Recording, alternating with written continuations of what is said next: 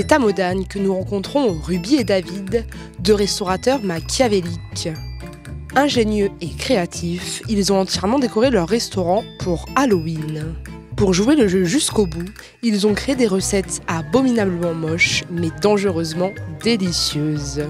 Alors le magasin, c'est essentiellement, parce que les deux fêtes préférées qu'on a avec Ruby, on s'est bien retrouvé là-dessus, c'est Halloween et Noël. C'est parti pour la confection de l'effrayant burger d'Halloween. Donc c'était un choix réfléchi justement, donc j'ai choisi du rouge pour faire un espèce de sang dégoulinant. J'ai choisi de l'orange parce que c'est vraiment ce qui caractérise Halloween, du vert pour que ça soit encore plus monstrueux et du noir bien évidemment parce que c'est ce qu'il faut pour Halloween. Je commence par couper mon bun en deux. Déjà, on a fait ça. Ensuite, on va se mettre à préparer la fondue d'oignons. Donc, on prend une petite casserole et on met notre oignon. On rajoute un peu de sucre et c'est parti pour faire mijoter les oignons. On le met à chauffer. Et pendant ce temps-là, on va s'occuper de notre patate douce. On essaye au maximum d'utiliser tout ce qui est légumes et fruits de saison. Donc là, il y en a assez. On va y rajouter un petit poil de farine. Donc là, je fais un petit mélange, c'est-à-dire que je rajoute du paprika parce que ça va renforcer la couleur orange et puis ça va donner du goût. On va y casser 2 œufs. Ensuite, on va s'occuper de notre galette. Donc on la prend dans les mains, on forme une petite boule. Concernant la viande, Ruby choisit le premier choix. Moi j'ai pris du steak d'Angus, c'est le meilleur, il est persillé, ça donne vraiment le goût, c'est ce qui fait tout le burger, hormis les autres ingrédients. Voilà, alors là ça va être l'étape du montage, c'est-à-dire que j'ai ramené une jolie salade, donc du primeur d'à côté. Pareil pour les tomates, bon ça si vous pouvez en trouver local c'est mieux. Ensuite, donc on a notre fondue d'oignon qui a bien compoté, notre galette de pommes de terre, donc rôti de pommes de terre, donc notre fromage au pesto vert parce que c'est vraiment ce qu'il nous faut pour compléter le burger. Donc ce qu'on va faire, c'est qu'on va tailler une belle tranche, hop. Et là, du coup, on va prendre notre bun et on va y placer le fromage.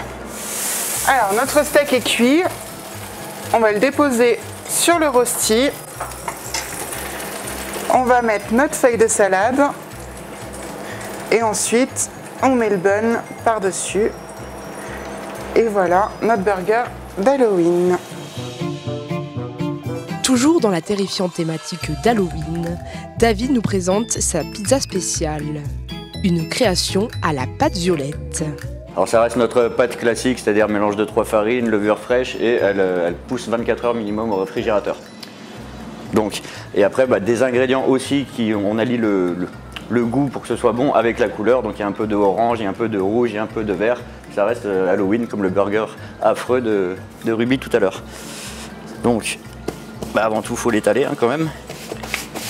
Et là j'ai choisi de faire une pizza basse crème, mais pas crème toute simple, c'est une crème à laquelle on a rajouté une purée de butternut qu'on a fait tout à l'heure. Donc on prend des petits cubes de butternut, on les fait bouillir, on les fait cuire et on l'a agrémenté avec du sel, du poivre et de la muscade. Parce que butternut, c'est aussi l'automne.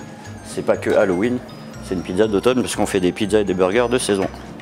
Donc là pour le côté fondant, je vais rajouter du fromage. Alors j'ai choisi là du cheddar rouge parce que c'est toujours le côté Halloween, mais il faut que ce soit fondant et goûteux, mais pas trop fort en goût parce qu'on aime bien quand on mange une pizza qui est du fil, qui coule. C'est sympa. On se fournit chez le charcutier d'à côté parce qu'on bosse essentiellement en produits locaux. David crée parfois des recettes surprenantes. Je rajoute, moi, alors là c'est ma petite touche personnelle que je fais souvent, là je vais rajouter de la figue et de la pomme. La pomme c'est pour le petit côté acidulé, ça compote. J'ai déjà à la carte une pizza avec de la pomme, c'est très bon. Et là je vais rajouter de la figue parce que j'avais envie de rajouter de la figue. C'est un truc de saison, c'est pour ce côté sucré. J'aime bien ce mélange de saveurs. Alors tout ce qui est sucré, faut pas en mettre trop. La pomme on peut y aller, c'est acidulé et au four ça compote.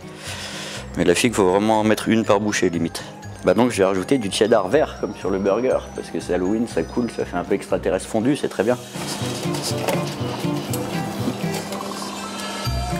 Une fois le dressage terminé, direction le four. Donc là, tac. Et là, c'est parti. Il n'y a plus qu'à surveiller. Parfait, il faut que la pâte elle reste croustillante et moelleuse à la fois.